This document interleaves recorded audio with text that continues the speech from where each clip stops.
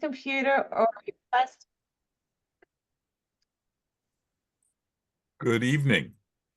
I'm John Flanders. I am the president of Special Education Equity for Kids of Connecticut, known as SEEK, and we want to welcome you to this special edition of SEEK Speaks. Not a, not more than a few days ago, the Education Committee of the Connecticut General Assembly finished its basic work, and we felt that this was an appropriate time to talk to you all about what's been going on in Hartford and what it means to our kids. So we have tonight a discussion amongst the members of SEEK's Advocacy Committee, who I'll let introduce themselves in a second, and we'll be talking about some of the bills that we've been testifying on, and some of the things that are going to affect your children, and some of the areas where you will have the opportunity again to work with your legislator to make sure that the good legislation passes and bad legislation does not. As always, a disclaimer, there are attorneys on this presentation. Nothing of what they say is or should be considered legal advice. We are pre-recording this, so we're not going to be able to take questions on this, but we will be happy to respond to questions that you email via our website to advocacy@seekct.com. I also would be remiss if I did not point out that this is a voluntary organization, and all of the people you're seeing on your screen are freely giving of their time to advocate for your kids. But the organization does require money to do our job, and we strongly encourage you to go onto our website, seekct.com, and make a donation to help us do the work for your kids. So, without further ado, let's get started. And I will start with the chair of our legislative committee, Andy Feinstein. Hi, I'm Andy Feinstein. Let me supplement with what John said with one thing. We will give you the numbers of the bills we're talking about. There is a website, cga.ct.gov. If you open that website, on the bottom, there's something that says bills. And if you press that button, you can type in the number of the bill and get the text as well as the current status of that bill. So you can read the actual language yourself, which, if you're interested in this legislation, is probably pretty important to do. So I'm Andy Feinstein. I am allegedly a lawyer in private practice at Mystic, but I'm not doing a lot of clients because I'm spending an inordinate amount of my time both lobbying in Hartford on behalf of SEEK and advocating in Washington on behalf as government relations chair of the Conference of Council of Parent Attorneys and Advocates, COPA. It's a busy time for all of that. So I'll pass it along to Naomi. Hi, I'm Naomi Nova. I am also an attorney in private practice, and I am the vice president of Special Education Equity for Kids in Connecticut. I've been on the education committee now for a few years. One of the issues that we take very seriously is restraint and seclusion. It's been kind of my pet issue for the past few years, but obviously anything involving exclusionary discipline is something of particular interest to me, as well as all the other issues that affect special education. Hi, I'm Stacey TA. I am the secretary of SEEK.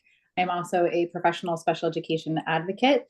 I am the newest member to the advocacy committee. I look forward to talking to you about what we've been doing in Hartford and what's being discussed. So let's get started. We were told that this was going to be the year of special education in Hartford with the legislature. Andy, you want to talk to us a little bit about that and where we stand? Well, yeah, for the last couple of sessions, the then chair of the Education Committee, Jeff Curry of East Hartford, said this is going to be the year of special education. And indeed, it has been the year of special education. Although, while we thought it might be the year of how you improve special education, how you give better services to kids, how you move the needle on achievement for kids with disabilities, instead, it's the year of municipalities coming in and saying they're spending too damn much on special ed, and how do we cut the cost of special ed?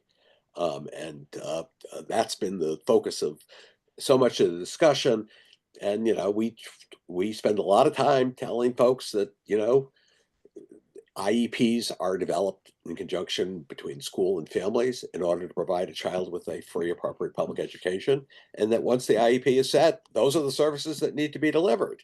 And if costs are going up for two reasons. One, more kids are in need of services, and we can talk about why that might be. And two, because of staff shortages, the cost of delivering services has grown more expensive. It's grown more expensive for in-district programs, and it's grown more expensive for private providers. And so it is a problem. The bite that it's taking out of municipal budgets is growing. But I'm afraid the notion that we're going to somehow cut the costs of special education would require major changes in federal legislation, which we would obviously strongly oppose. So one of the things that the legislature did this year was to appoint a special select committee on special education outside of the normal process. That committee has held some, not public hearings, but public listening sessions, talk to people. Many of the members serve on the education committee, and they are prepared late in this session to propose a number of bills. We have not seen those bills yet. We anticipate seeing them next week, and they will undoubtedly be having hearings on that. So the rule is that they've got to give 5 days notice of a hearing. There's going to be a proposal or one or more bills, at least two, where I understand, coming out of that select committee early next week, which means that the hearings could not be until the following week. And under the rules of the legislature, the select committee's deadline to report legislation is a week from Friday. And so we're going to be in a situation where the committee will hear testimony and probably report out the bills as introduced, and then work behind closed doors in order to produce a substitute which takes into account the concerns that have been raised. And that is the sort of hidden, non-transparent, behind closed doors process is very hard for us to influence. And we'll see what we can do about that. So over the course of this session, we've sent out a number of action alerts to families of bills that are of particular importance, and reminding them that it's a good opportunity for people to testify or even to provide written testimony on the substance of these bills. We will undoubtedly be sending another one of those out when we see the language for the select committee's bills. If you are not on our mailing list, I encourage you to go to our website. There is an opportunity down at the bottom of the website for you to put your email address in, and you will be able to be notified of the opportunity to participate in this process. So as of the end of last year, we had some hope that there'd be additional money available for students with disabilities, which is sorely needed, obviously.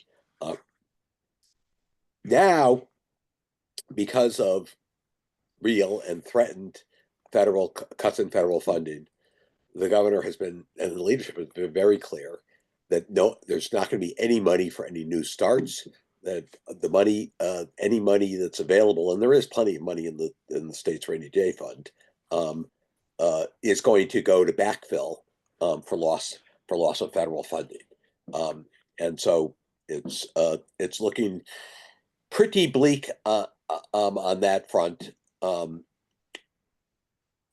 Moreover, the big debate in Hartford has been about fiscal guardrails, and we are not going to take you through the rules that have been adopted on fiscal guardrails because there's like one person in the state who understands them.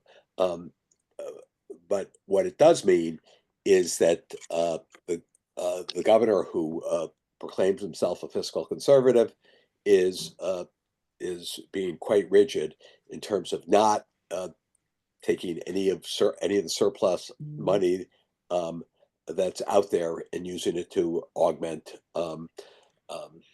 existing programs or to create new programs, with one exception, which we'll get the preschool endowment, which we'll get to shortly, which is off budget of whatever that means. So in any case, there are things that can be done that would not cost money. But we have two, you know, the Scylla and Charybdis of special education funding. On the one hand, there's on the state side, there's the fiscal guardrails, which make it very hard to have to spend additional money on the state level. And what the legislature traditionally has done is mandated local districts to do stuff. And that's districts refer to that as unfunded mandates. And there's strong resistance to imposing new fiscal obligations on school districts. So it really narrows the scope of what can be accomplished. So Andy, sorry, I was Go gonna, ahead. I was gonna ask a question for Andy. What about there was a task force that you were a part of that looked at our current formulas and spending. Can you talk a little bit about that and where that's at? Well, every state funds special education in a different way. Connecticut has no money that goes directly for special education, zero. There is an insurance policy called excess cost, where when a district spends more than 4.5 times its average per pupil expenditure on a kid for a single program, the state is supposed to pick up the excess costs subject to appropriations. The amount appropriated for that has been, well, for years it was $140 million, and now it's up to $181 million, but the amount filed in the last year was well over $300 million. And so districts are getting about 65 cents on the dollar for excess cost reimbursement. And the legislature did earlier the session augment the amount of the fund by 40 million. There's no guarantee that's going to be augmented next year. But and the formula for education cost sharing, known as ECS grants, it takes into account three factors: English learners, concentrated poverty, and kids on free and reduced lunch. It does not have a weight factor right now for special education. Our task force recommended such a weight, and that is now included as a proposal in a bill John will talk about in a few minutes. But given the current financial situation, the chance of that being enacted are not good. one of the things that happens in the legislature is once a committee hears a bill and makes its recommendation, if there is a cost associated with that bill, the bill then goes on to the appropriations committee, who's in charge of appropriating money. And so if there's cost, there is another substantial barrier for the bill to get across before any money gets in. And all of the bills that we're talking about that involve any increase in revenue for districts are going through appropriations and probably will go there to die. The one upside in the excess cost grant is that the legislature in a special session did approve an additional $40 million to help cover some of the missing excess cost, but that amounted to roughly a third of what was missing. So we're going to go through a whole variety of bills of interest now. Know that all of us have testified a fair number of times this year on a whole range of legislative proposals.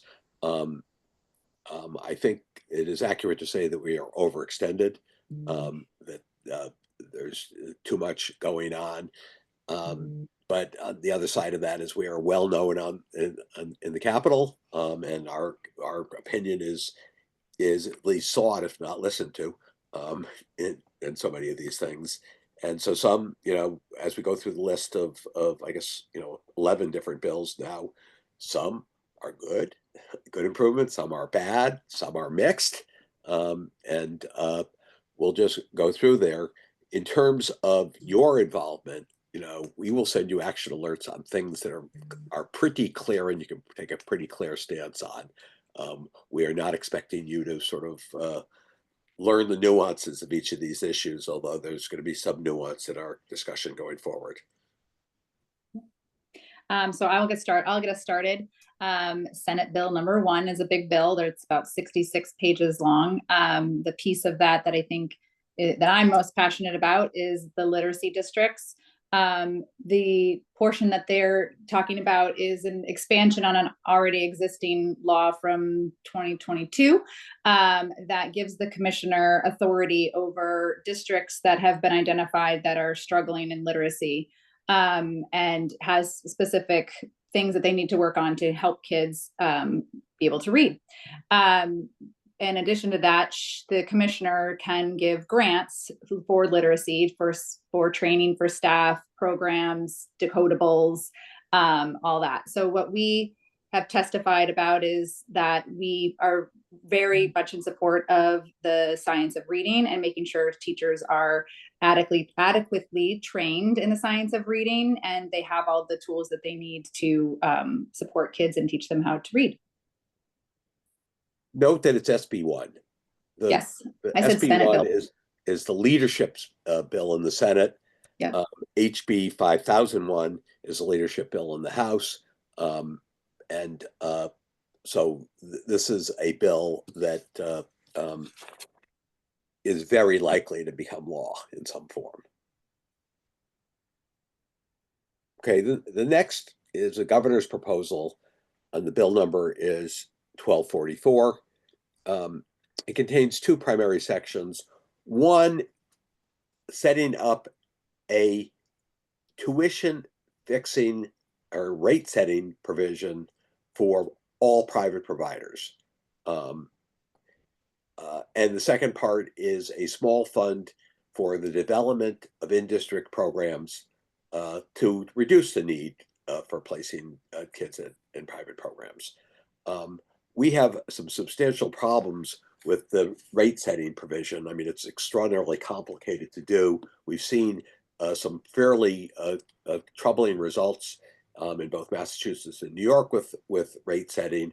And we all know of lots and lots of kids who are sitting at home because there's no placement for them.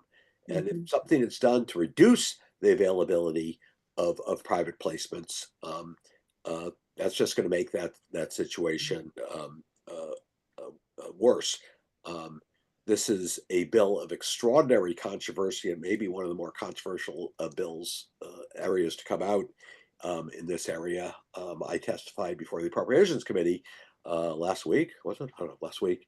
And that my questioning led to a debate between the Senate chair and the House chair of the Appropriations Committee on this very issue of whether rate setting made sense or not. Among the other aspects of this that sort of come out is more kids are outplaced to RESC programs than to private programs. And the question whether RESC programs will be subject to the same cost setting. It's the position actually of the Department of Education that they will be, although it's not at all clear because the language talks about private providers.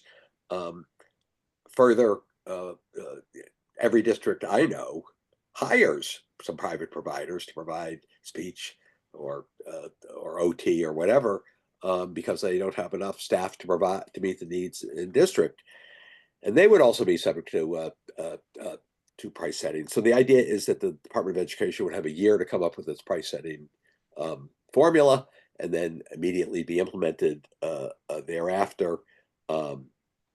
And so this could be a real disruption in the whole continuum of services for special education. And further, it's also our contention that to meet the IEPs of some of these kids that require one-on-one and behavioral support, it's not going to be any cheaper to do it in district than to do it in a private program. Mhm. So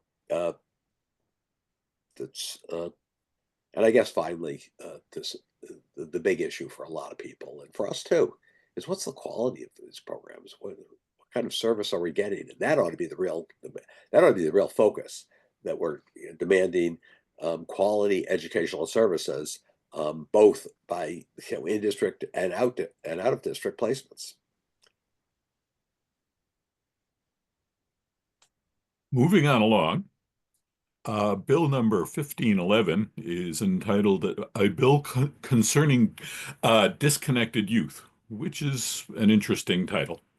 A number of the provisions of this bill involve collecting data and sharing information among districts and the risks regarding disconnected youth. It does define what disconnected youth are and talks about students who are not attending school, who are at risk of not attending school, as well as young people who are able to get out of school but are not looking into employment and moving on to the next stage of their lives. Most of what this part of the bill does is involves communication and developing more information on this. Interestingly enough, one of the provisions of the bill is what Andy mentioned sooner. It is adding a weight, a 50% weight on the calculation that is done to determine what state funding each school will get. Every year, your schools get a certain amount of state funding. It's the ECS grant, and it goes directly into the budget and is used by the schools according to the means determined by their boards of education. It is currently calculated primarily on English language learners and the poverty of students in the district. This is taking into account the fact that a student who requires special education services is going to incur greater costs than a typical student. So builds that factor in at a 50% rate when doing the calculations. The calculations are unbelievably arcane. And as Andy mentioned before, there may be one, possibly two people in the state who actually understand how it works. But moving on. The other provision in the bill, which is interesting to us, is a provision that will allow the state to set up a telehealth system for students with mental health needs, meaning that particularly in the areas of drought where there are not a lot of mental health professionals, or whether the schools are lacking in the facilities, that these students will be able to contact a medical or a mental health professional over the phone or over Zoom and get services through that system. We think that telehealth for mental health is second best alternative. Certainly being in the same room with the professional is better. But because there are so many places in this state where there simply are not resources available, that this will be an additional asset. The other provision that our friends at the Connecticut Association of School-Based Health Centers got into the bill is to make sure that this telehealth will not compete or conflict with existing facilities and existing professionals that are working within these districts, so that it will be primarily to add services to those students who don't have access to that right now. So just another note on, if you're at all interested in how this is financed and what it means for each district, there's something called the School and State Finance Project, and that on their website there are all sorts of great charts and explanations and how much each district gets under various proposals and the like. And it's it's largely a nonpartisan organization that provides really good material. So if you're interested, that's a place to go. Naomi, you're on. Oh, so about the preschool endowment, that's Bill 6867, but it's also covered in Senate Bill 1. What's interesting about this bill is that it's creating a fund for preschool. It doesn't discuss how those funds will be dispersed, which is something that we are concerned about. It also doesn't discuss, and this is really important to us, it doesn't do anything to change the current balance that we have. Right now, preschool is delivered through a combination of public school setting, private school setting, and church. This bill doesn't do anything to address that, so that way, we would have true universal pre-K with rigorous education standards that are all administered through the public school system, which is something that we're concerned about because as part of promoting equity, we would like to see a certain standard applied for our students in preschool. And let me just say about that, the Republicans have today really loaded their weapons against this proposal because it's off budget money. We obviously think that a program of universal pre-K would be really great, would probably reduce the need for special education, would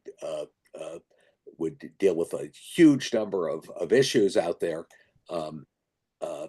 And indeed, the kids who are getting special education in 3 to 5 range would actually be in a program with the neurotypical kids at that point, which is often not the case now.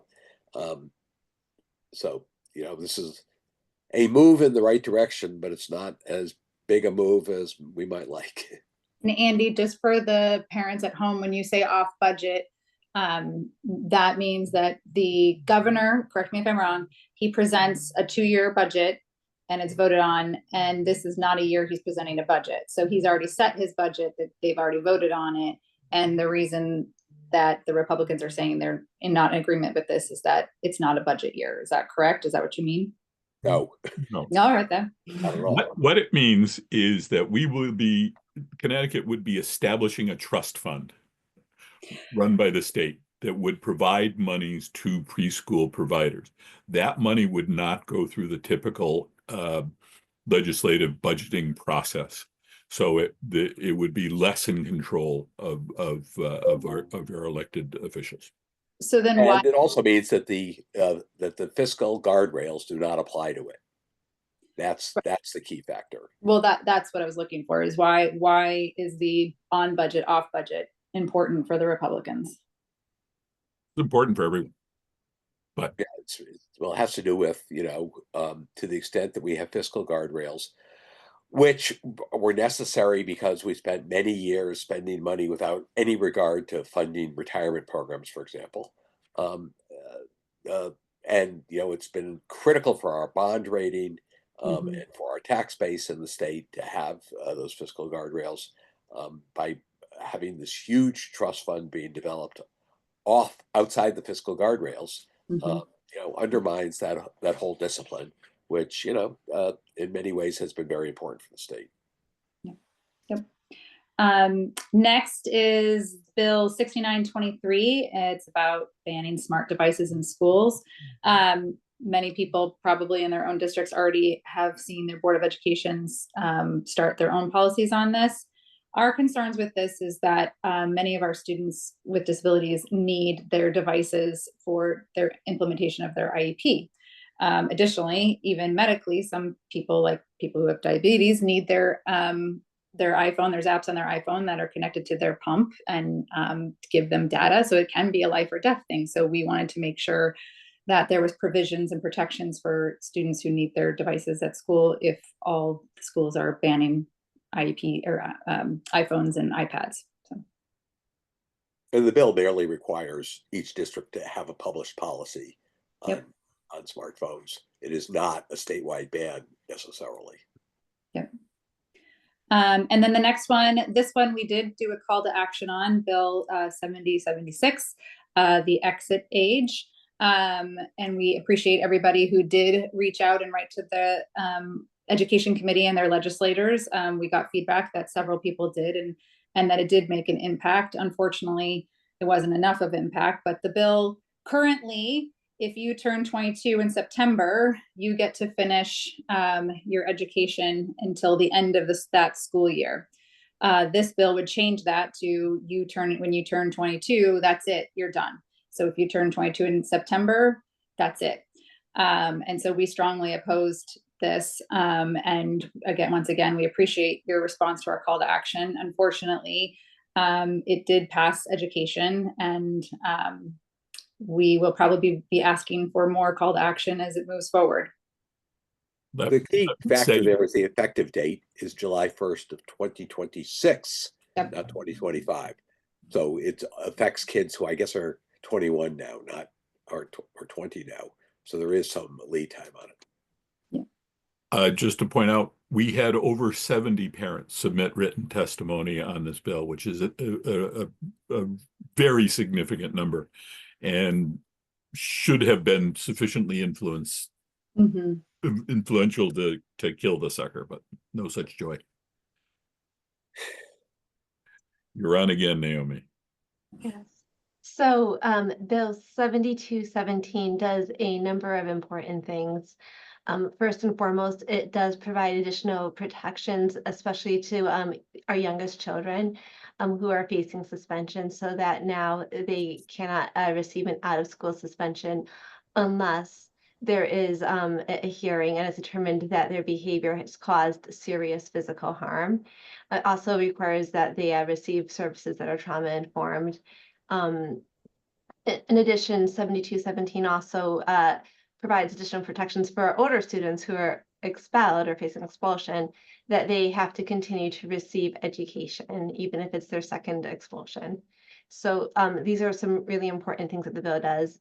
Regarding restraint and seclusion, in I believe it's Bill 7217, not the first time around, but after we testified on this, they included a provision that they will finally require parents to be notified on the same day that their child is restrained at school.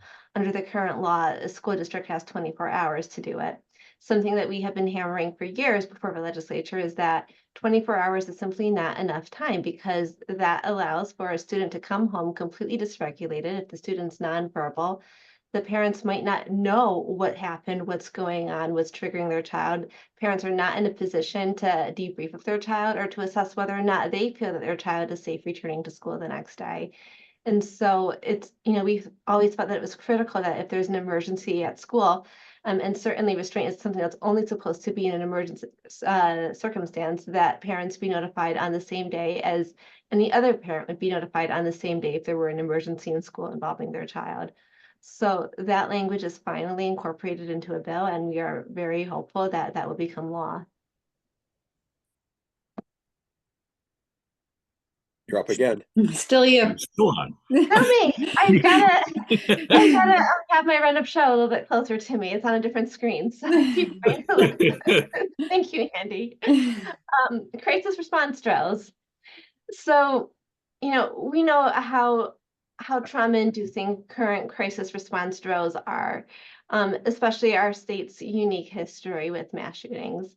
So, our organization testified, multiple times that it was really important that we limit these crisis response drills to just one time per year. And this is something that leadership was generally supportive of as well. However, there's also competing interests and concerns regarding whether or not doing just one a year would be sufficient to maintain school safety. And when I say one per year, I mean one per year involving students. We weren't trying to limit how many they had to do for, staff, but for students to be exposed to this just once per year.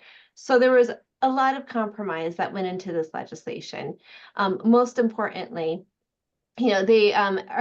they now have all kinds of provisions where students will be notified in advance of the drill so they can prepare themselves emotionally.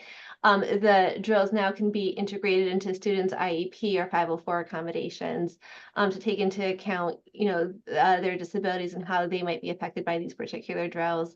And they've been reduced. So it's not once a year, but it's once a quarter, which comes out to about 3 times a year. And so that's an improvement from where we originally were.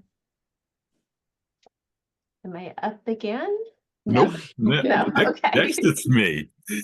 And I get to talk about probably one of the most important bills to come out of the legislature this year. 7219 basically codifies all of the provisions of Section 504 of the Rehabilitation Act into Connecticut state law. The reason that this is so absolutely important now are two. First of all, everyone is aware of what's going on in Washington and the changes that the administration is putting into this U.S. Department of Education. One of the things that they have done is essentially eliminate the Office of Civil Rights in the U.S. Department of Education. That part of the department is responsible for enforcing the provisions of Section 504. For anybody who is not familiar with Section 504, it is an anti-discrimination statute that prohibits schools or any federally funded organization from not providing a person with a disability equal access to its provisions. It is broader in many ways than IDEA, and it is certainly has a broader range. So a student who might not qualify for an IEP under the IDEA can qualify for accommodations and modifications that make education in schools accessible to him. So it plays a vital role in the education of our kids with disability. Perhaps as important as the interesting things going on in the U.S. Department of Education, a number of states have actually filed suit in federal court. And one of the provisions in that is to declare that Section 504 would be unconstitutional, meaning that it would no longer, were they to win the suit, and one assumes it would go to the Supreme Court, but if they won it, none of the provisions of 504, none of the anti-discrimination provisions, none of the accommodation provisions would have the force of federal law anymore. By adopting this into Connecticut state law, it means that the kids in our states, the kids with disabilities, whether they qualify for IDEA or not, are protected so that they are not discriminated against because of that disability and not prevented from accessing all of the services that are provided by their school system. So this is an absolutely vital bill. It does face some opposition, but it's something that please, we ask you to keep in your mind and work to support it as it comes out to the floor further on in the year. Let me supplement that a little bit. The lawsuit is titled Texas versus Becerra. It was filed by 17 attorneys general, all from red states. Becerra was the secretary of HHS in the last administration. This is a lawsuit against the federal government. It would be up to the federal government to oppose this lawsuit. The Trump administration has made it very clear that it's not going to oppose this lawsuit, which makes it, and it's in the Fifth Circuit, which is the most anti-student circuit in the country. So there's real concern about the outcome of this lawsuit. We probably, if this does become, it did pass out of committee in a bipartisan manner with no Republican opposition, but I'm hearing murmurs of trouble. I don't know if those are true. If it does become law, we're going to have to do a session for attorneys and advocates on practice tips on this, because actions will now be brought initially through the Department of Education or through a hearing before the local district with appeal to state court. Further, the current situation is that 504 complaints before districts are not subject to all the due process protections that a due process action in special ed are, and we have testified on the need for better enforcement provisions in this. So this could be, as John said, this may be the most important thing to come out of this legislature, and at some point we're going to probably need an outpouring of support for it. Two more bills to complete our list here. Doesn't complete our list. These are just the high points that we've got many other bills that we've testified on and that we have views on. 1374 provided as introduced weapons trainings for armed school security guards. These are not school resource officers. School resource officers are badged uniformed police officers. These are generally retired police officers who but who are armed. And as I said in testimony on this, hey, an armed retired security officer in a school, what could possibly go wrong? Uh, the thought behind, look, we have problems with SROs, but we have enormous problems with school security officers who lack the training, who lack the supervision, and more importantly, right now, SROs have to be under memorandums of understanding that specify that their job is to deal with law enforcement, not to deal with school discipline.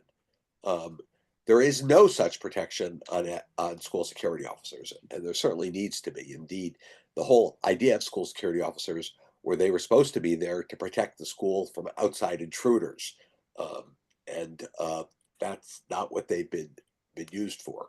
So 1374 is a modest improvement in a hideously bad program, and we've really got to move in the next session or beyond to try to limit the ability to use school security officers who are in fact a bargain basement alternatives for school resource officers. And this whole notion of turning schools into law enforcement agencies is just antithetical to education. Schools should be sanctuaries, should be safe places for kids, not places for law enforcement. And finally, also out of the Judiciary Committee is 1542, which includes a provision that we're all for, that says you don't put handcuffs on kids under 12. It's accepted, but the exception that's in that bill, it has been enormous, and we've testified to a fairly receptive committee about limiting the exception.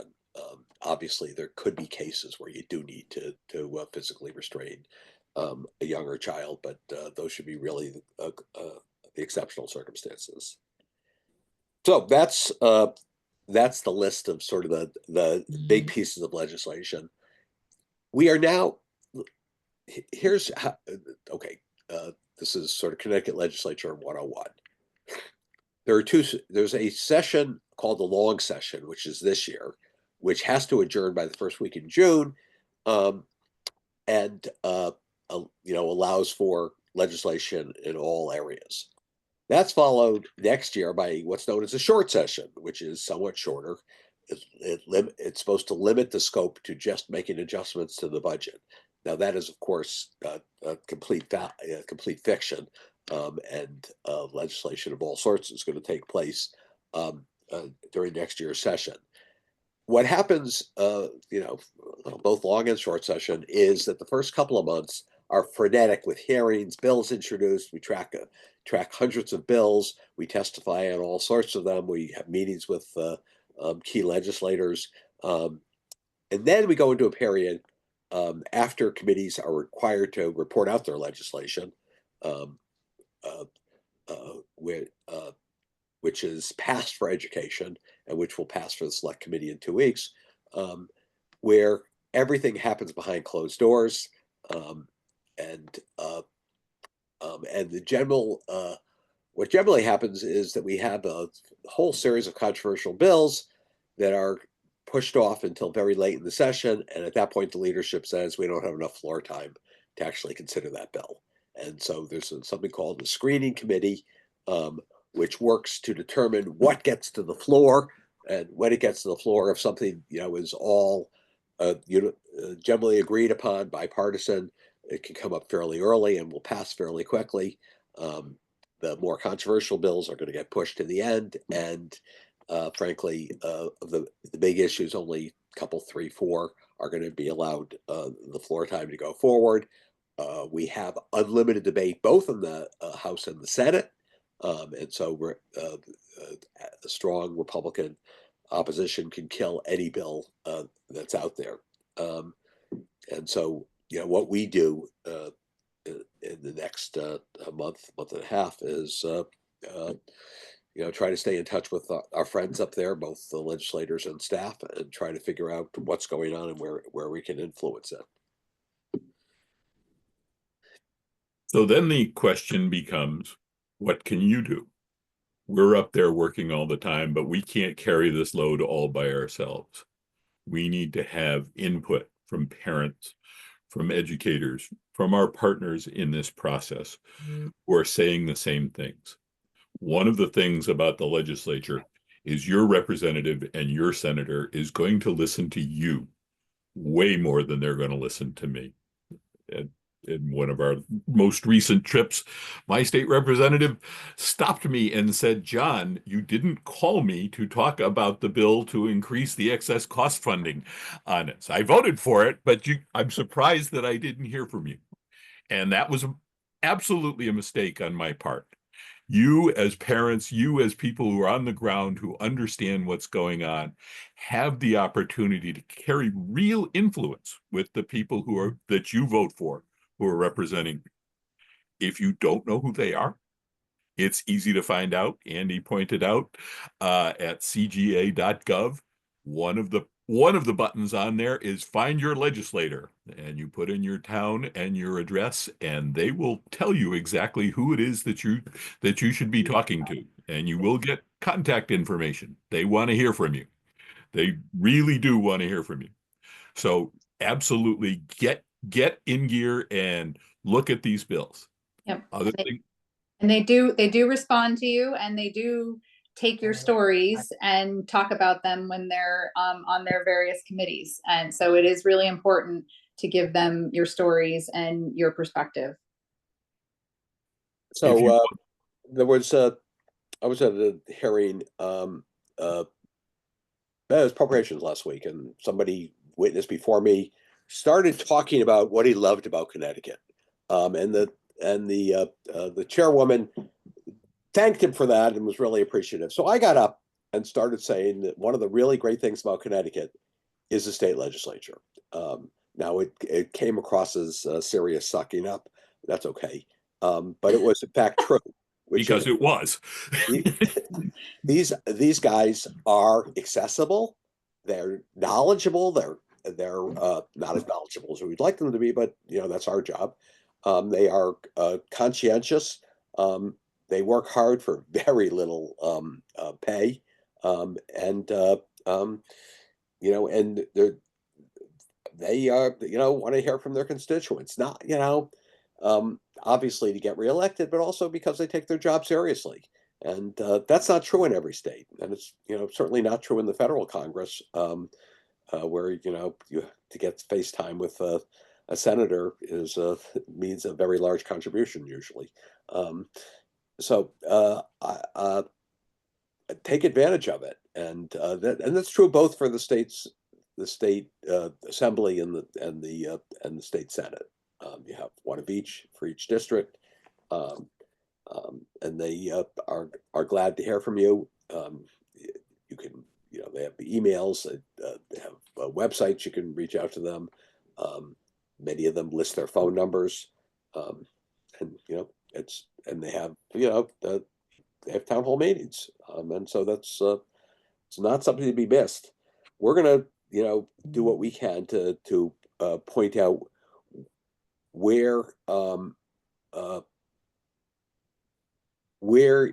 your contact can make the most difference. And the next one of those, probably, I don't know, we're good after the select committee comes out with stuff.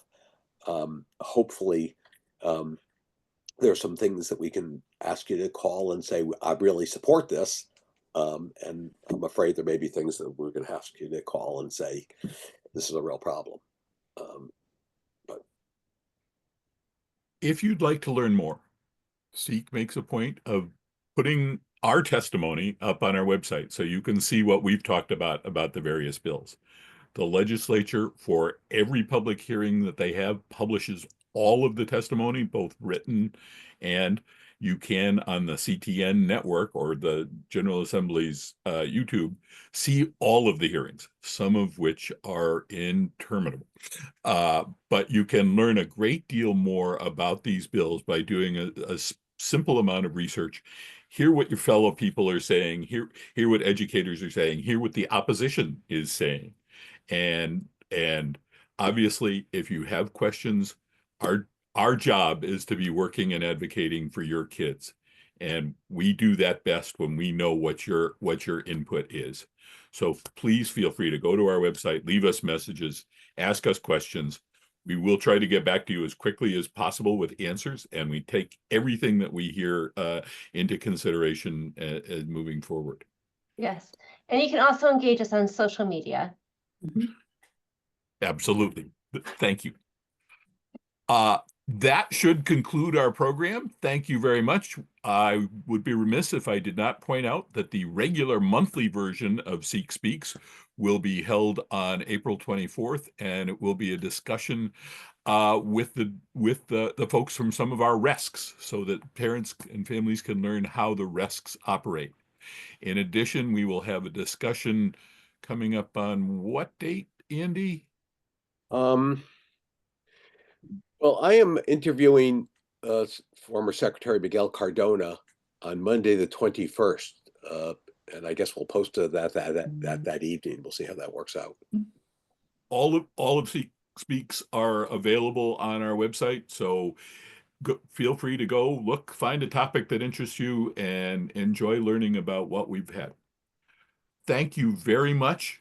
We look forward to working with you, and hopefully we will have a good session and prevent any further damage to our kids. John, we're supposed to end each session with asking each participant to talk about something that they're hopeful about. You're absolutely right. So let's start Anybody with hopeful? I'm hopeful that we are going to get more funding for special education and not cuts to special education, and that teachers will be trained in the science of reading so that children can learn to read, and that I will steal Naomi's and say that no more restraint. Children will not be restrained or secluded anymore. Old Naomi's For fire. that. I stole Naomi's fire. I too am hopeful that we will reach a day when we can redefine seclusion so that we stop locking children in scream rooms and we give them the therapeutic interventions that they need to re-regulate themselves so that they are not traumatized in their school environment, and that we can find effective ways to handle challenging behaviors that really address the students' needs, for lagging needs, because this will only promote a safer environment, not just for our students, but for our teachers as well. That all feels really aspirational at this point. I hope that we can maintain 504 protections at the state level. Yeah.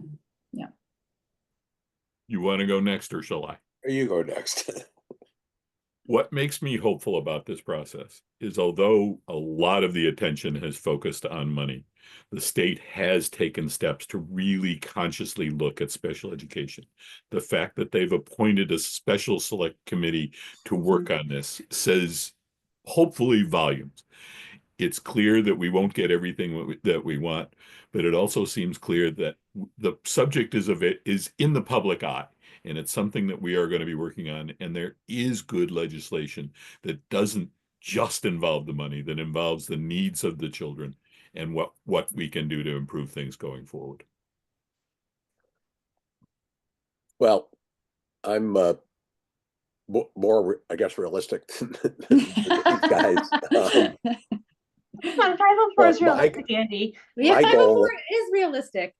My goal is to do no harm this session, and that maybe we'll make some gains in same-day notification, maybe we'll make some gains in 504 protections, and that the losses we suffer will be of less magnitude than the gains we make. But it's, it remains to be seen. And I guess my other hope is that at the end of the day, SEEK is recognized as the voice of kids with disabilities in the Connecticut legislature, which it is now, and we keep on doing everything we can to reinforce that.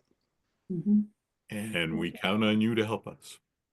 And with that, thank you very much for your attention. Thank you very much for your work in the legislature and in the state. And we look forward to talking to you soon. Good night.